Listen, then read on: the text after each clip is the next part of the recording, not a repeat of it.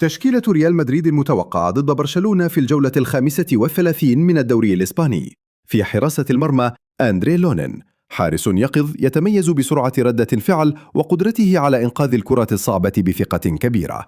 في خط الدفاع ألكسندر أرنولد، ظهير عصري يجمع بين الدقة الهجومية والتمريرات الحاسمة مع رؤية مميزة للملعب.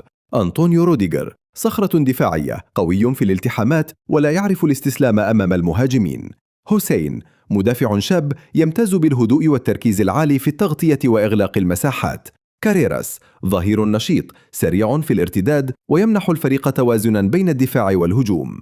في خط الوسط بيتارتش، لاعب وسط مقاتل يملك روحا قتالية ويساهم في قطع الكرات وبناء اللعب.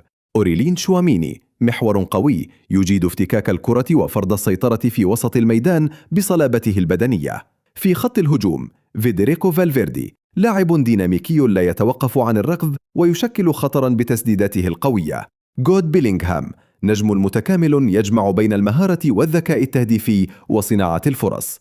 إبراهيم دياز، لاعب مهاري يمتاز بالمراوغة واللمسات الفنية التي تربك الدفاع. فينيسيوس جونيور، جناح سريع ومخادع قادر على قلب موازين المباراة بمهاراته وانطلاقاته الحاسمة.